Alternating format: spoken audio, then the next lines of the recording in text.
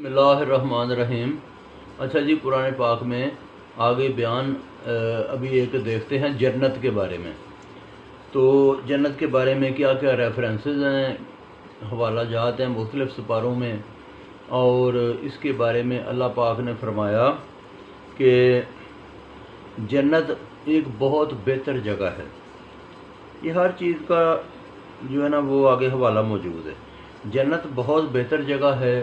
جنت میں اتنی سہولیات ہیں کہ انسان سوچ نہیں سکتا، امیجن نہیں کر سکتا۔ یہ زمین و آسمان کے برابر ہے، یعنی کہ اتنی لمبی چوڑی جنت ہے۔ ٹھیک ہے جی۔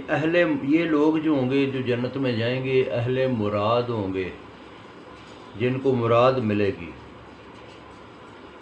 وہاں پہ لوگ نیک لوگوں کے ساتھ رہیں گے، یعنی کہ وہاں پہ رہنے والے جتنے بھی لوگ ہوں گے وہ بہت اچھے ہوں گے،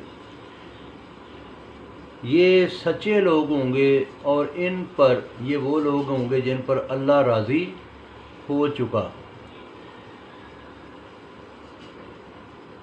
اگر انسان مخلص ہو تو پھر شیطان کا داؤ نہیں چلتا، شیطان بے بس ہوتا ہے۔ یہ جو جنتی ہوں گے ان کا کافروں سے جدا طریقہ ہوگا، یعنی کہ اچھا طریقہ۔ یہ بہت آرام میں ہوں گے۔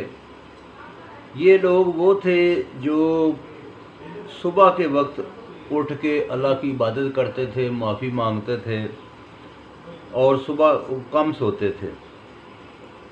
اگر جو جنت میں لوگ ہوں گے ان کو باقی سہولتوں کے علاوہ ایک سہولت یہ بھی ہوگی کہ اگر اولاد نیک ہوگی وہ دعا کریں گے، وہ اولاد ان کے ساتھ آ کر مل جائے گی۔ جنت سدرۃ المنتہا کے پاس ہے۔ بے لالچ اگر کوئی اتفاق کی دعا کرتا ہے کسی لالچ کے بغیر کہ یا اللہ ہمیں اتفاق نصیب فرما، بغیر کسی لالچ کے، تو وہ ایک بڑی کامیاب جو ہے نا بہت بڑی کامیابی ہے اگر دعا پوری ہو جائے۔ یہ جنتی لوگ نفس کے لالچ سے بچنے والے ہوں گے۔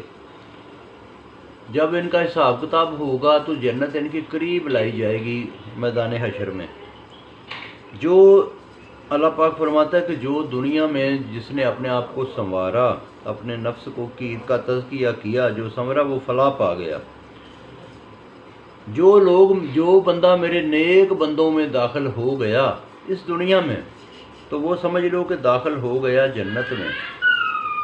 وہ لوگ اللہ سے راضی ہوں گے جنتی، اور اللہ ان سے راضی ہوگا۔